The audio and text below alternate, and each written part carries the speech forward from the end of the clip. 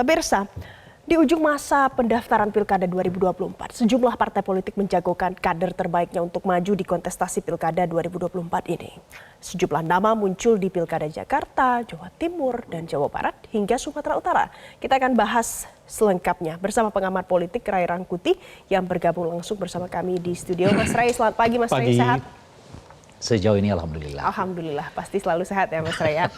Mas Ray, yang akhir-akhir ini membuat publik menjadi ada yang kaget, ada yang tidak kaget, biasa saja. Ada beberapa nama baru yang kemudian muncul mendaftarkan diri untuk menjadi bacakada. Apakah ini bagian dari demokrasi kita membaik karena putusan MK itu, Mas Ray? Saya kira hampir tidak dapat dibantah ya bahwa putusan MK itu semacam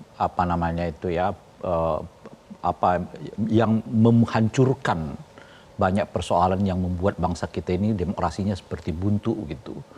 Nah, kalau putusan Mahkamah Konstitusi hadir, gairah muncul, ya, dinamika muncul, ya, kemudian makin tak bisa diduga gitu ya, makin banyak harapan juga yang muncul dan seterusnya ya. Makanya ini seperti air bah lah ya, yang dibuka gitu, bos nih. Kemudian menyebar kemana-mana dan itulah yang kita nikmati sekarang gitu.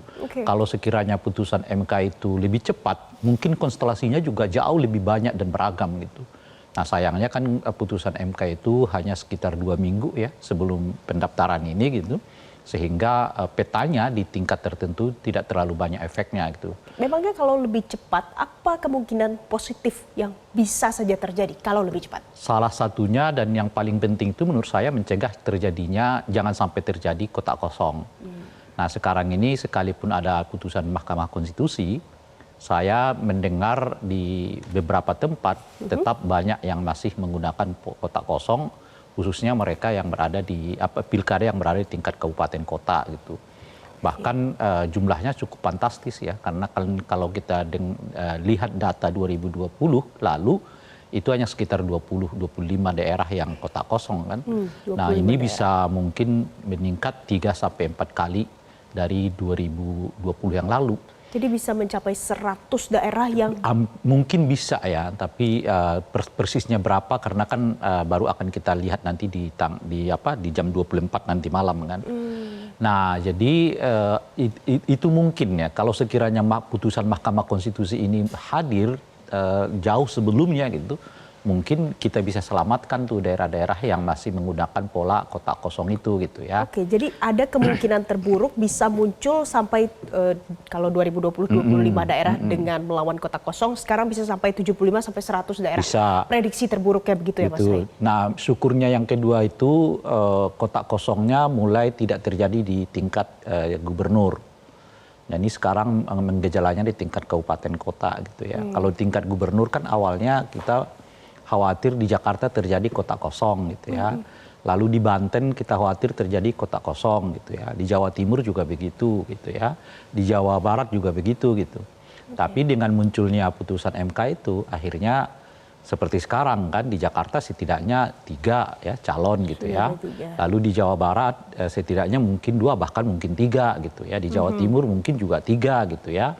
Di Jawa Tengah bisa 2 sampai 3 gitu. Di Banten bisa 2 gitu.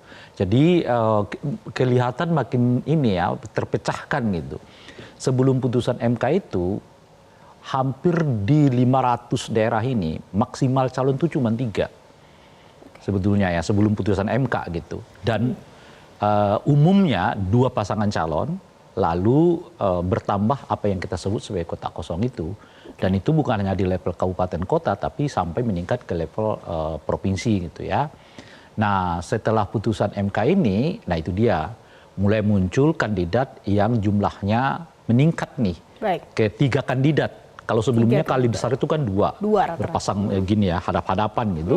Tapi setelah putusan MK ini makin banyak di daerah itu yang muncul 3 kandidat gitu ya.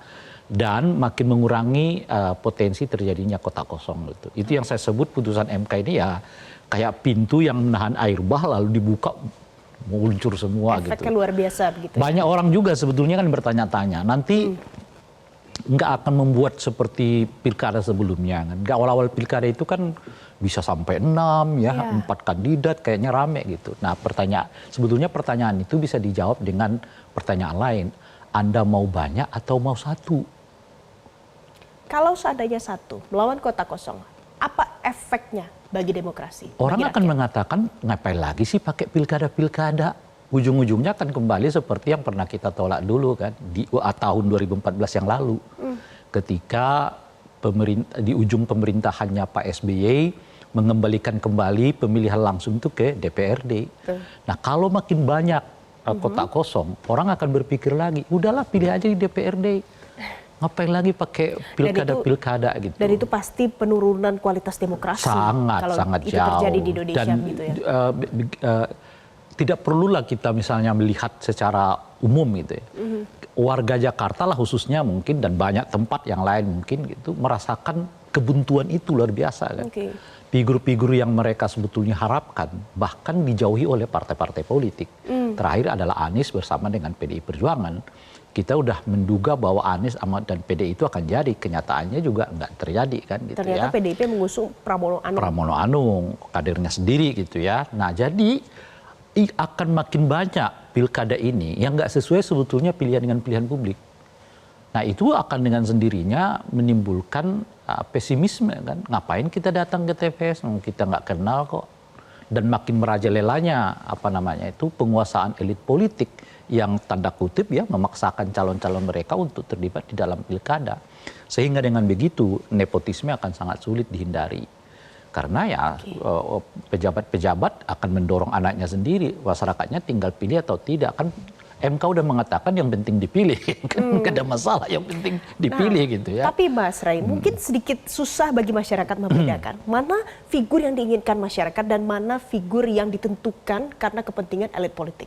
Pada saat ada yang memajukan nama-nama tertentu, misalnya di kasus Jakarta, Pramono Anung dimajukan oleh PDIP. Jadi apakah Mas Pram itu figur yang diinginkan publik atau Mas Pram ini adalah figur yang ditetapkan karena kepentingan partai politik? Ya kalau sebetulnya bukan hanya Mas Pram ya, sebut saja misalnya Banten. Saat itu elektabilitas Airin itu udah hampir sekitar 65% loh, tinggi tuh. Tapi kan dia kesulitan nih dapat partai, bahkan dari partainya sendiri. Kalau kalau PDI Perjuangan kan sebetulnya meskipun Pram itu tidak muncul, tapi itu kan kadernya dia gitu loh. Kader PDIP. Kader PDI Perjuangan. Jadi dia punya otoritas yang kuat untuk menentukan siapa yang saya mau calonkan. Kan bisa aja sebagai partai saya nggak akan dukung yang lain, tapi saya ingin dorong sendiri kader saya gitu. Baik. Nah yang unik itu adalah seperti terjadi di Banten itu kan. Di Banten. Sudah sangat tinggi elektabilitasnya, malah ditinggalkan oleh partainya sendiri. Tapi meskipun balik lagi ya kan. Balik lagi kan, karena katanya itu adalah sudah anak kandung. Anak kandung.